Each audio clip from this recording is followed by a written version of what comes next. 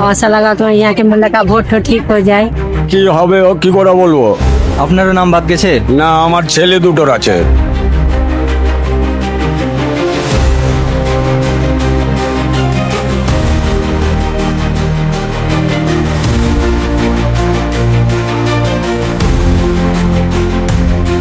सोचिए, आप सालों से वोट देते आ रहे हैं, आपके पास वोटर आईडी भी है, लेकिन आपको अचानक से एक दिन पता चलता है कि आपका अब नाम वोटर लिस्ट में नहीं है। আমাদের এসআর নাম আছে। वेस्ट बंगाल में एसआईआर के बाद कुछ लोगों के सामने ऐसे ही परेशानी आई।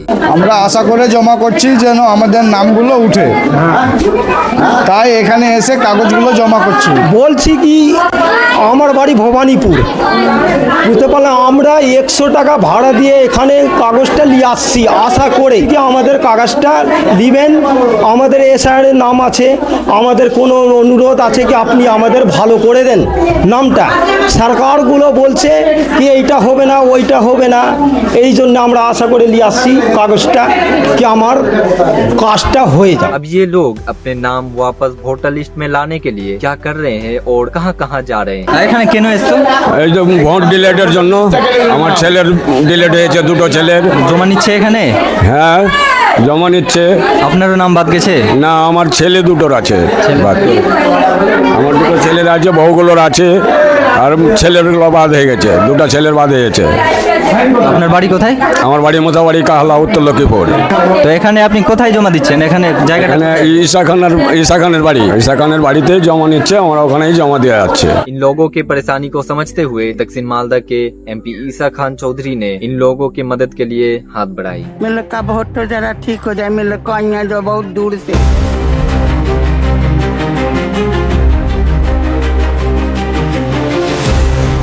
मतलब बहुत दूर से आई हैं, सारी लोग सुस्त तो फिर भी आई हैं भवानीपुर से। आशा लगा तो यहाँ के मतलब का ভোট ঠিক হয়ে যায়। এখান থেকে বাড়ি প্রায় 40 থেকে 50 কিলোমিটার ভিতর।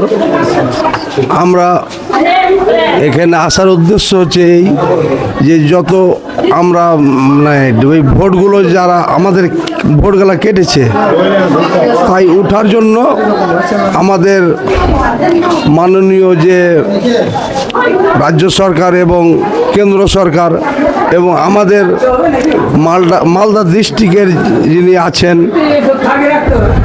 ঈশা খান চৌধুরী, তাদেরকে সবাইকে অনুরোধ করছি আমাদের যেন সাধারণ গরিব মানুষের ভোটগুলো মানে সুষ্ঠুভাবে উঠানোর ব্যবস্থা করা হয়, এই বলে আমি আমার বক্তব্য শেষ করছি।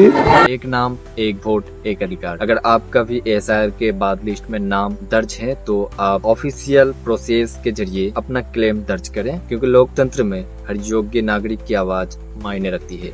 Malda ground report.